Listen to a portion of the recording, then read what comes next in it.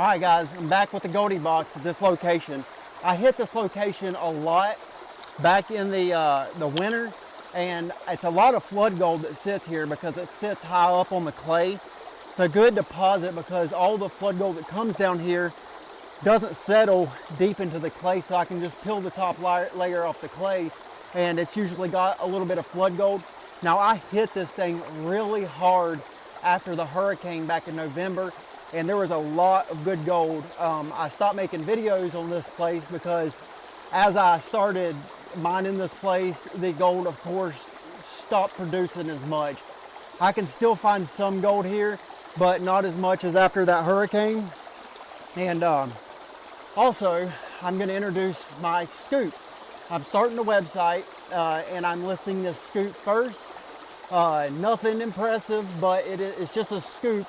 But it's a scoop that I'm going to be able to give to you guys for a decent price.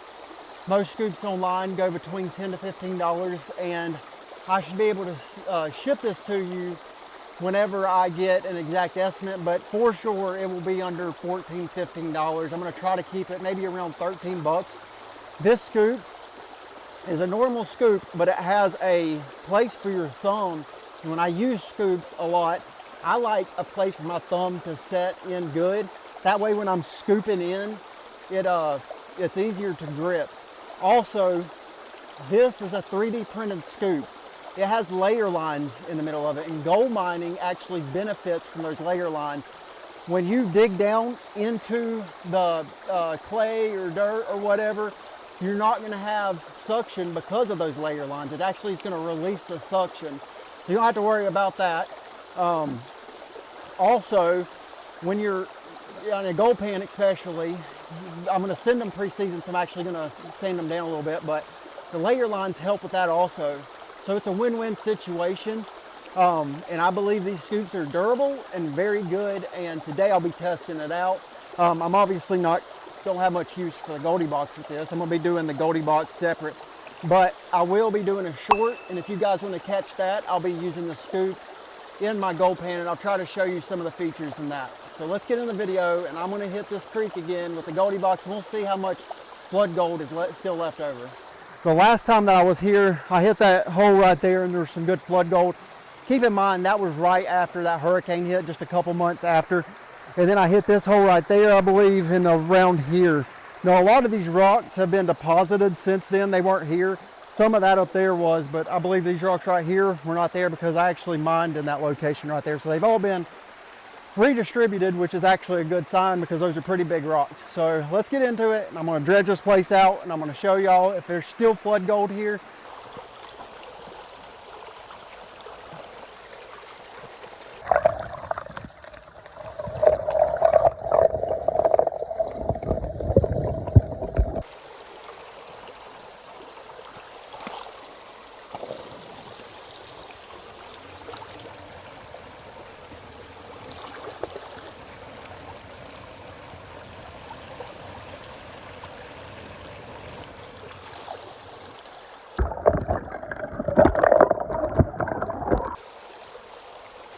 I'm interested to know, it's been a while since I've been back here. Last time I was here, I'd mentioned that, man, I found a bunch of flood gold, but like I said, that was after that hurricane, so we'll see.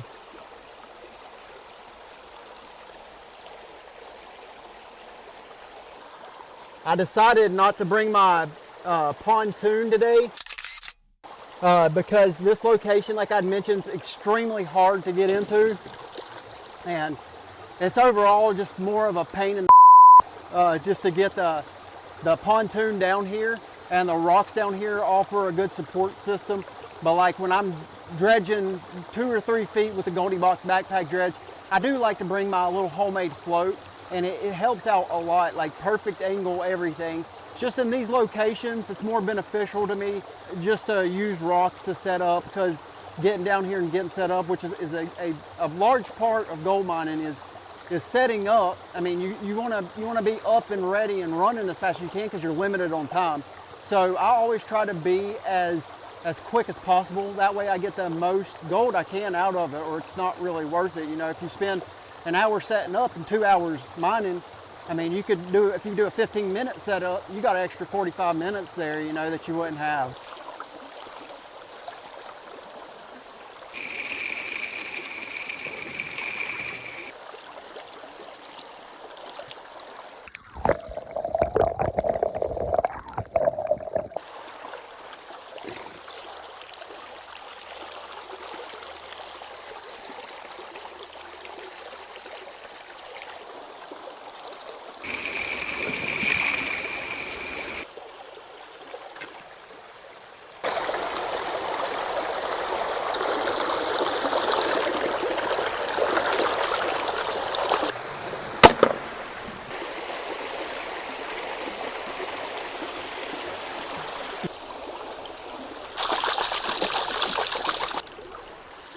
All right, there's a cleanup.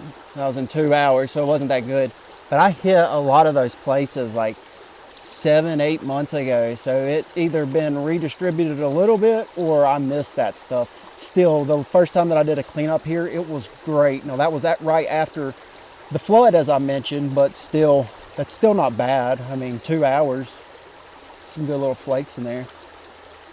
All right, that's it, guys. Thank you for watching to the end, and if you could please do me a favor and smash the like and subscribe button and turn on notifications. That way you get notified for all my future videos, and thank you for watching to the end.